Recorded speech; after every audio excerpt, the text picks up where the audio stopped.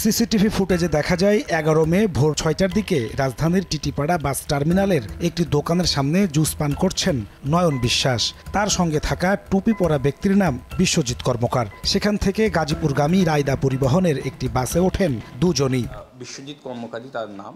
Police জানায় ১১ মে ভোররাতে যশোর থেকে ট্রেনে করে কমলাপুর রেল স্টেশনে নামেন নয়ন বিশ্বাস। পরে সেখান থেকে বের হয়ে গাজীপুর যাওয়ার উদ্দেশ্যে বাসের জন্য অপেক্ষা করার সময় তার সঙ্গে পরিচয় হয় বিশ্বজিৎ কর্মকারের। এ সময় তাকে জুসের সঙ্গে চেতনানাশক মিশিয়ে পান করায় বিশ্বজিৎ। পরে গাজীপুরগামী রায়দা বাসে ওঠেন দুজনেই। এক পর্যায়ে নয়ন বিশ্বাস অচেতন হয়ে পড়লে মোবাইল ও টাকা পয়সা নিয়ে নেমে পড়েন বিশ্বজিৎ। জুসের মধ্যে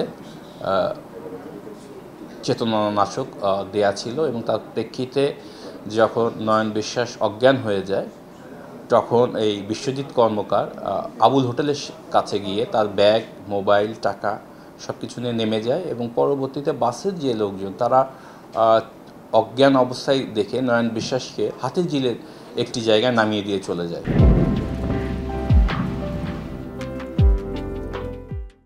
অসুস্থ নয়নকে রামপুরা এলাকায় নামিয়ে দেয় বাসের শ্রমিকরা। সেদিন বিকেলে ঢাকা মেডিকেল কলেজ হাসপাতালে মারা যান তিনি। তার ছেলে শারন বিশ্বাস মামলা করলে সাভারের আশুলিয়া থেকে গ্রেফতার করা হয় বিশ্বজিৎকে। তার কাজের এরিয়াগুলো আমরা জেনেছি। সে হচ্ছে টিটিপাড়া বাস স্ট্যান্ড, সায়দাবাদ, এই গুলিস্তান, এই অঞ্চলে আসলে অজ্ঞান করার কাজটি সাধারণত সে করে থাকে।